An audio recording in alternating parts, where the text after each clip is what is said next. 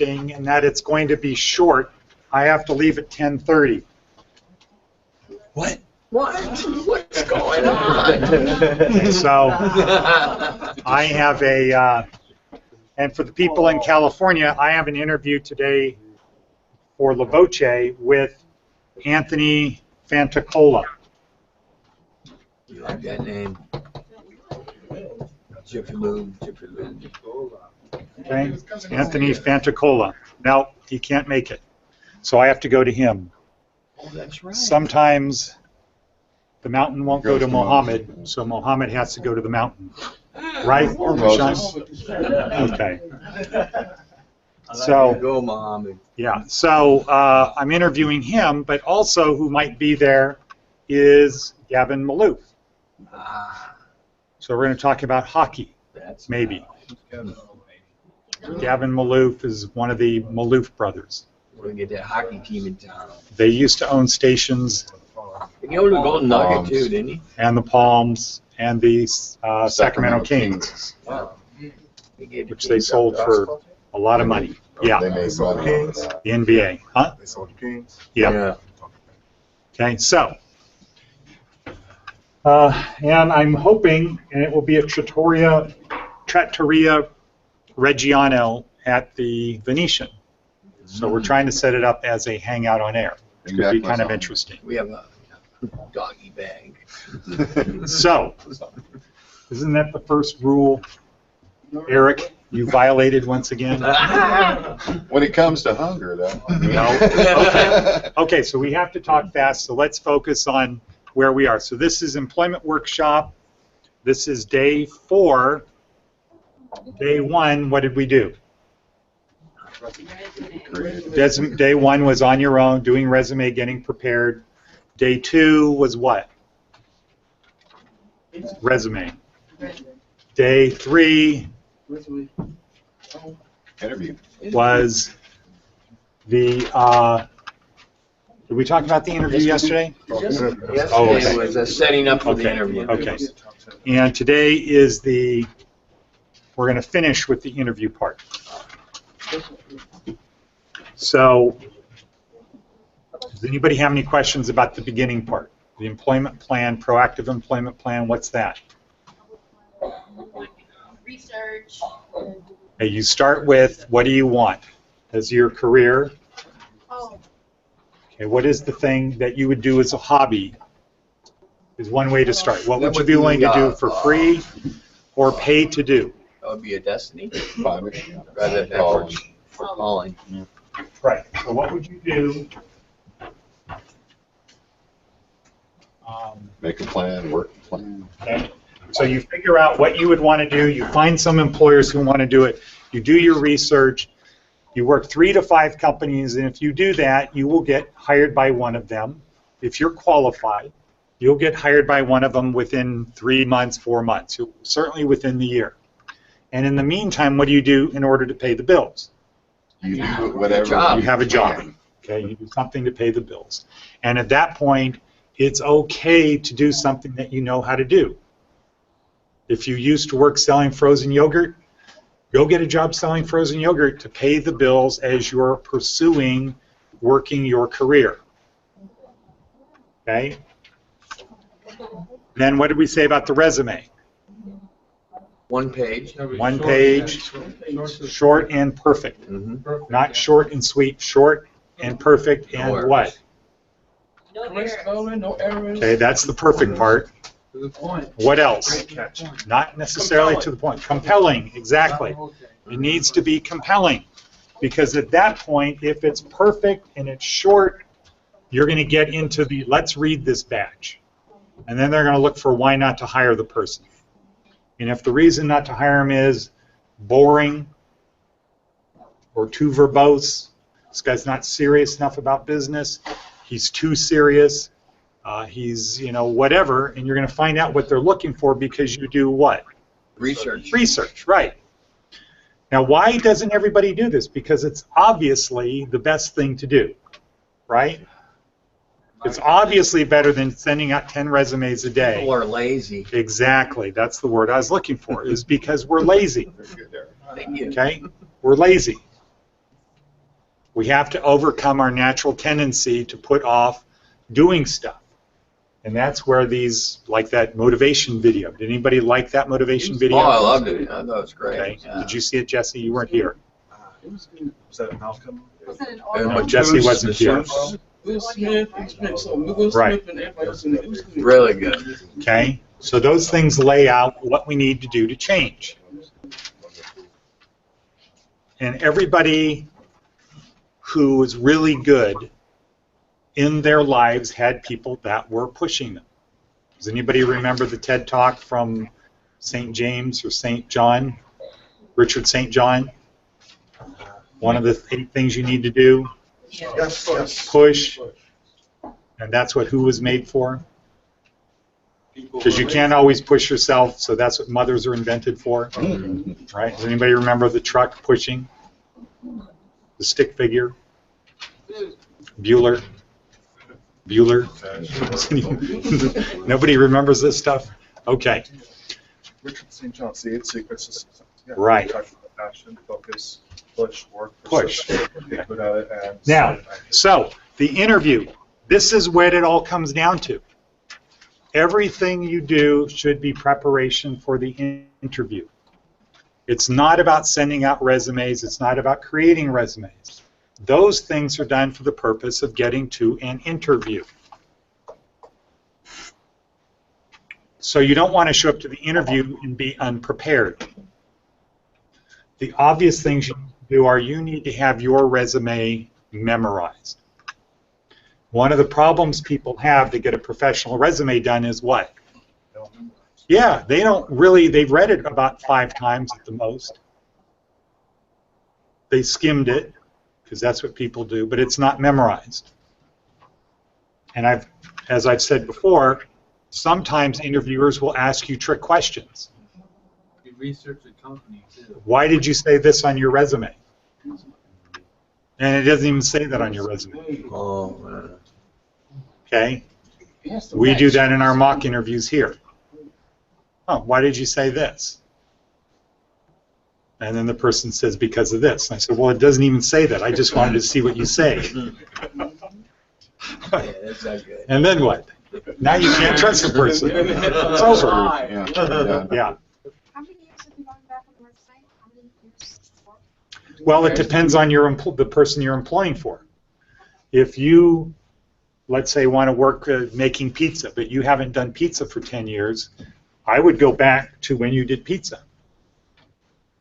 If you've done, well, okay, so as somebody said, the first thing to do is, go for what they ask, follow the instructions. If they say, we only want 3 years worth of information, I would put the pizza part in my cover letter then. You asked for 3 years worth of information, job history. Prior to that, I wouldn't say 10 years ago, I'd just say prior to that, I worked making pizza. Or I worked in a farming, growing tomatoes and things. So I say, oh, those are on pizza. Try to stitch in whatever you can for what they do. All right, but anyway, getting an employment in the company you want, ultimately it comes down to the interview. Now, there are some jobs you don't have an interview, they just take everybody. Saturday, we're moving our campus in Santa Fe Springs to our new campus in Santa Fe Springs. So we're going to be hiring some people. I'm not going to interview them, really. It's going to be a very informal interview. We're going to pull up in front of Home Depot, look for the 2 best guys that want to work hard to help us move 50 desks into the other place. But that is an informal interview, and a lot of it depends, it all depends on how well they can persuade me in the first few minutes that they're the right people for the job. ¿Qué habla español? Yeah, Poquito. that's what I was gonna say. So, we break, at Larson, we break it down, our interview process. We try to make everything as easy as possible because it's hard for people to remember things. We don't believe in giving you handouts because people don't read handouts. They don't remember what handouts are. That's why we have our books, so you write it down because what? Every time You make a copy. Every time you make a copy, what? Well, You every time remember write it something. down, you make- Every time you read it or write it or say something, you make another copy in your brain.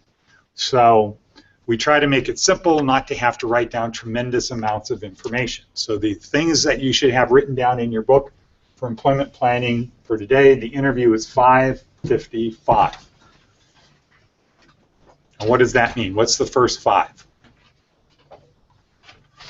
Phyllis? Seconds. 5 seconds. Okay, so see, Phyllis has gone through this at least twice. We can't remember. You have to keep reviewing. The first 5 seconds of your interview is crucial.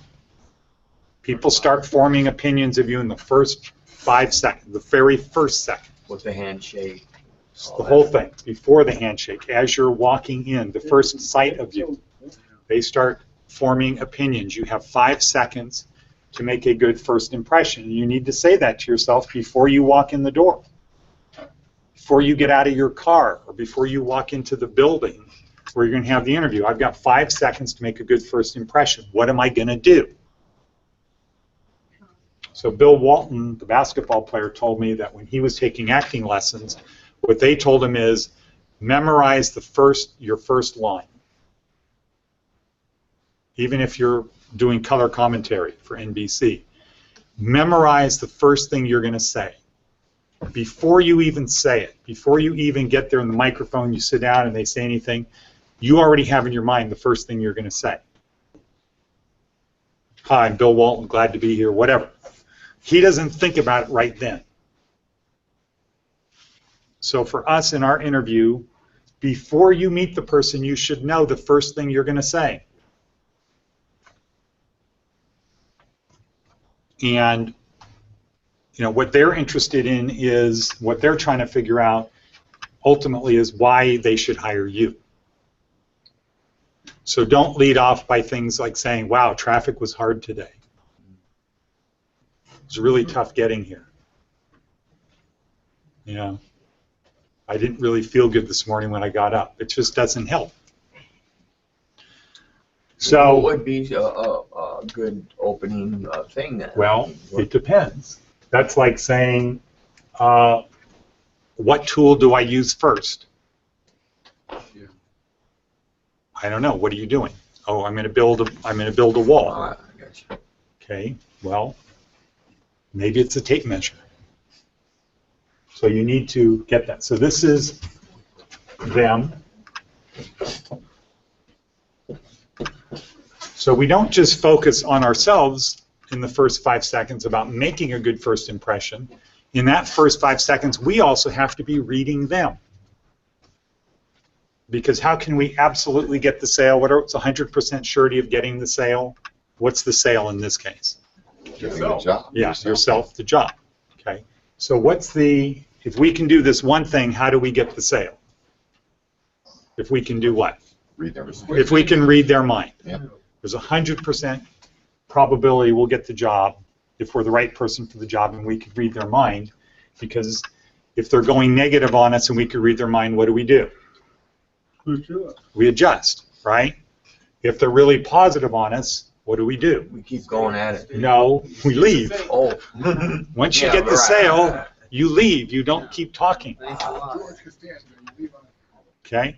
So when you're in your interview, don't just focus on yourself. You have to simultaneously be focusing on what they're perceiving, what you're giving off, the messages you're giving, and the messages they're giving. The reason people don't sell well is they keep thinking about themselves. They keep looking at themselves. God, this sucks. I hate doing this.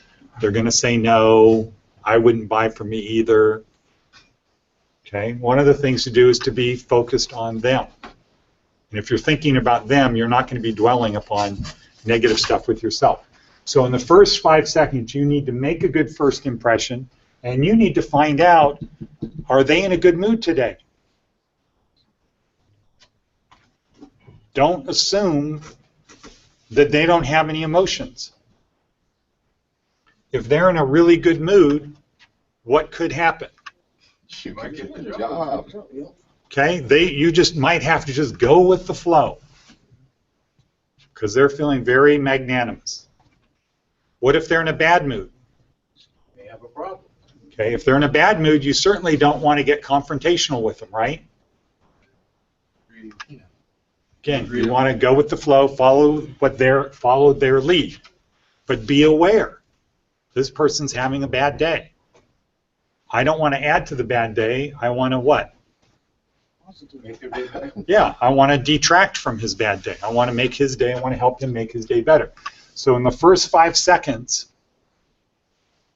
you have to make a good first impression. So, you need to be smiling. You need to be happy. You need to be somebody that gives off good, positive energy. And what's one way to do that? Amy Cuddy's TED Talk about power posing. Oh, okay.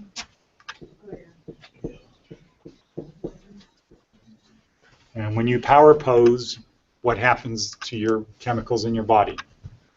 You become more assertive. What goes up? Your testosterone. Testosterone goes up. And what goes down? Fear. Oxytocin goes down. Your stress hormone goes down. Your testosterone goes up. So if your testosterone goes up, your body's performing at a higher function, a higher rate. You hear better, you react better, you're sharper. So you don't miss things. You're more aware of your surroundings. And it's very important to be aware of your surroundings. Then in this whole interview, you are gauging, where am I? Is this person understanding me? Is this person distracted? Etc. So the first 50 seconds, so that is from when you walk in, from their first seeing you, and sometimes assume they see you and you don't see them. So you should just think, as soon as you get out of your car, you're on stage. Or as soon as you pull into their parking lot. Okay? Let's say you pull into the handicap zone. Oh. Because that's who you are. That's how you roll. Okay? Okay, and what happens if they see that? Okay, fork in. You're okay with it, Mario. Okay. Well, if you have a permit, that's okay. Exactly. What happens if you come flying in, tires screeching, slam on the brakes, bump the curb? Good or bad? Not too good. Probably not good. So be thinking, as soon as you pull into their lot, somebody's watching you. And that's the kind of thing that we say about here. And when you're outside, don't assume downtown project people aren't watching you. There's cameras everywhere. Huh?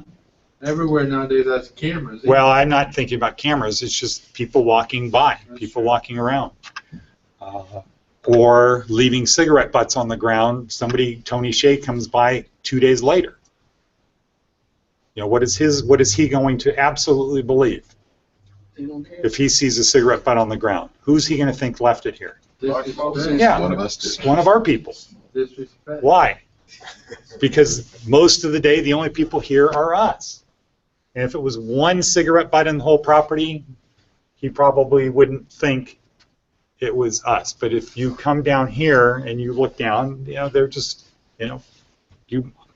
we could probably pick up 10 cigarette butts, maybe less now. But anyway, so assume you're always on stage. The first 5 seconds is important, and you need to be figuring out, is this guy in a good mood, bad mood, or indifferent? Good, good, bad, or indifferent. I don't know. I don't know if he's in a good mood or bad mood. Now the next one, 50, is for what? 50 what? 50 seconds? Right, good guess. 50 seconds. The first 50 seconds are also very important because we condition ourselves not just to go with the first 5 seconds. That's why job interviews don't last 5 seconds. Has anybody been in a 5-second interview? Yeah, they don't last 5 seconds because That is on the Simon Sinek gut level, non-verbal. That first 5 seconds is our internal programming. Do I like this person or not? Friend or foe? Is this guy a threat or not a threat? Is this somebody that's going to help me or not help me? That's in the first 5 seconds. But people don't make hiring decisions based upon the first 5 seconds alone. So the next 50 seconds becomes extremely crucial, and that sets the path for the whole thing. That first 50 seconds. This is where you want to put all of your energy into this first 50 seconds. And so this is like if you're surfing. Does anybody here surfed? Or you can imagine surfing? Okay, so what are you doing? First of all, you're out there what? No, before that. You're waiting. Oh, you're waiting. You're just sitting there waiting. You're shooting the breeze with the other guys there. Hopefully there's not too many. And you're just kind of sitting there, right? Looking back, seeing if there's a wave coming in.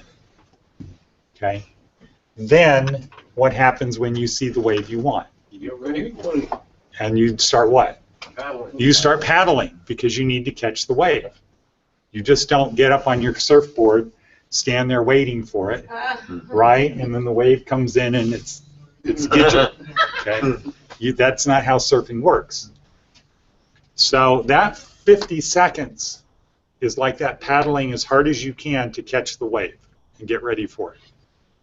That is that time zone. Here it is, it's coming, now I have to really do well. And if you do well in that first 50 seconds, it's like you caught the wave. Because you know what kind of person you're dealing with. And the direction for the interview is set. What's the next 5? Minutes. 5 minutes. Good guess. Okay. When you get when the first 5 minutes is over, the decision is pretty much made. It's at least 80% made of whether they want you or not. And so what could be happening for the rest of the time, they might be being polite. In other words, it might be I allotted 20 minutes for the interview. I'm going to go through it. I've already decided this person isn't for us, or I already like this person. If you get to the point where in that first 5 minutes they're going to want you, okay, and what is your goal now? Trying to leave. Well, to not blow it, okay? To not blow it. Now, leaving might be the best thing to do, but generally, at this point, you're following their lead. So, you're in the interview, things are going well, it's probably not good to say, oh, I got to go. Yeah. Okay? So, again, you follow, but the goal is don't blow it at this stage. But if you sense things are going bad in that 5 minutes, you better really. If you think things are going bad, you're probably, okay, That's it. so it's like this. Again, everything is on a bell curve, right? Yes. So, it's really bad or really not bad, okay? And then you have this area. Well, let's say it's like this. You're in your interview, you're at the 5 minute mark. It could be really great or it could be really bad. If you're in this area here, your goal is to leave. If you're in this area, your goal is to get it over with, to not blow it, because the longer you talk, the more you're likely to say something dumb. You already have the job. Mm-hmm.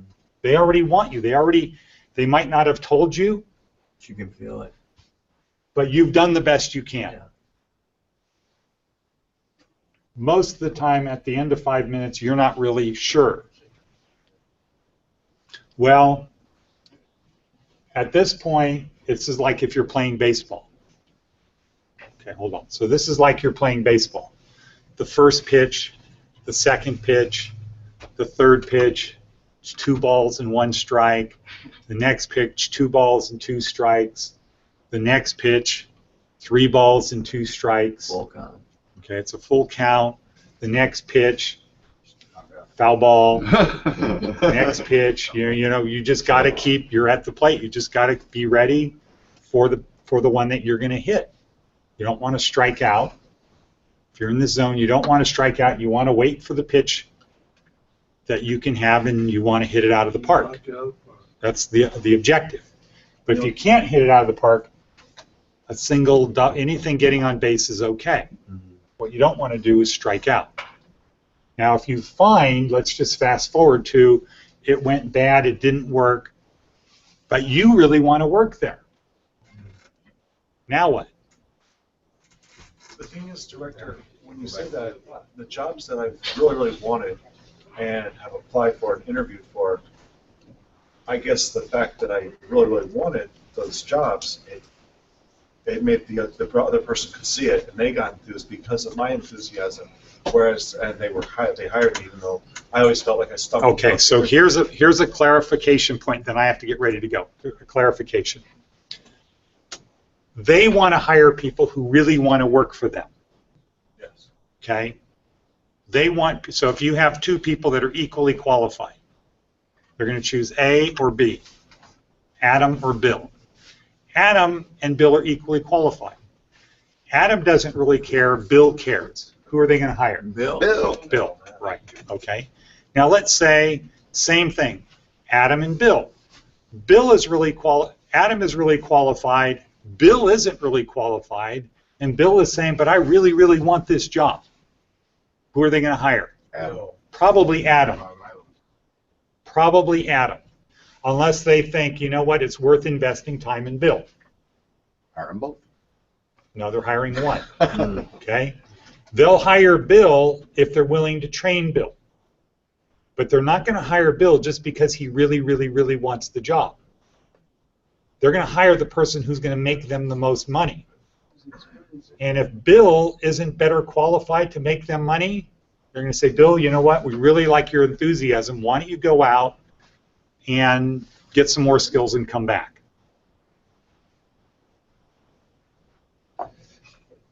I've had jobs though where they've overlooked that. Okay, so what you're doing, Jesse, is you're taking here's this one job I had and they gave me the thing. Okay? Yeah, some people will do, people are not predictable, people are predictable, but people don't always do what they're supposed to do.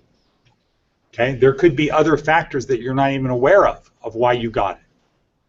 But employers in their right mind do not hire people not qualified for a job just because that person wants to work there. They don't. Okay? So you might have gotten the job for some reason that you don't know, and you're thinking you got it for this other reason.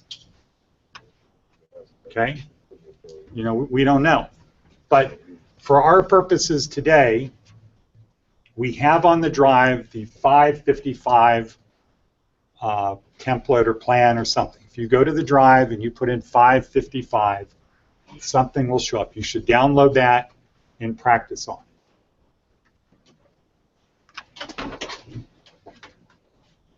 it.